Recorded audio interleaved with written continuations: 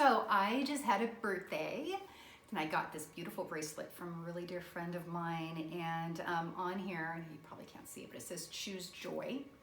And in the card, I've known her for a long time, so she's been with me through some tough times. And she wrote in the card that I choose joy over my circumstances. And I just, I thought about that, by how, choosing joy is a choice. And then I was thinking about my devotional today, because I know our devotional, we're still in the thread of gratitude, and how even gratitude is a choice. For me, it's a matter of perspective. So I can have a perfectly good day, and then suddenly, it's just not a good day any longer. My attitude has shifted, or my thoughts have become negative, maybe, or feeling bad about myself, maybe because I'm getting a little older, or maybe I'm getting a little fatter. But before you know it, I'm focusing on, the negative and the lack in my life, and it's a downward spiral from there. And I don't know if you've ever experienced that. I have. And, I've learned a couple tools along the way.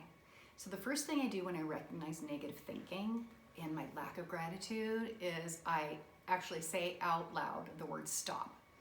And it interrupts that train of thought. So I reflect for a moment on where this line of thinking began, and usually, I can find it. And it's somewhere like a lie crept in. Maybe I believe something someone said to me that was negative, or a memories triggers something, about myself or others that's just really not true. So now I'm faced with a choice. So will I continue, or will I ask God for a change in my perspective? And for His truth to guide my thoughts, will I choose gratitude? So the scripture that reminds me of this is Philippians 4:8. And it's, finally, brothers and sisters, whatever is true, whatever is honorable, whatever is right, whatever is pure, whatever is lovely, whatever is commendable, if there's any excellence, and if anything worthy of praise, think about these things.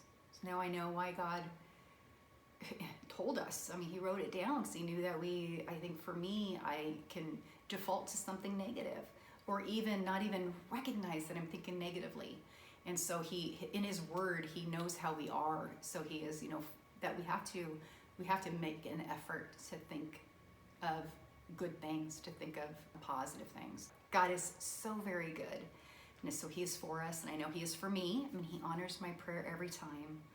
There are times that I need to fight harder for it, but I fight for it.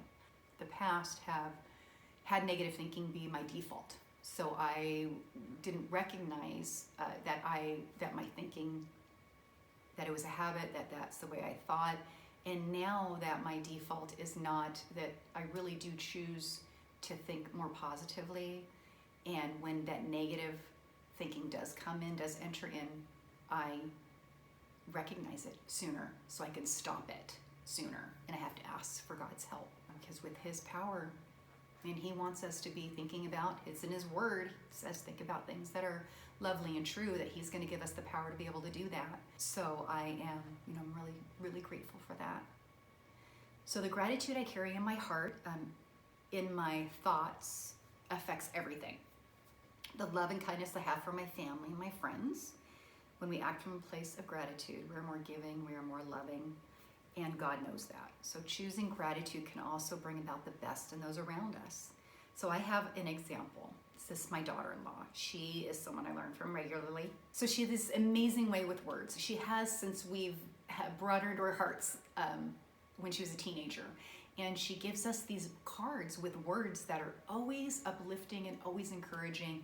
And you know that she's writing them from a place of gratitude in her heart for us.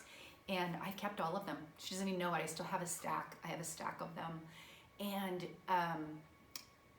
And when I read her words, I'm encouraged and I'm lifted up every single time. So maybe this Christmas season, drop a note of gratitude, telling your family members, telling a friend how much you love them, how grateful you are to have them in your life. Because I'll tell you, it will change their day. It will lift them up. It's such a word of encouragement. And it will affect them. I promise. Try it.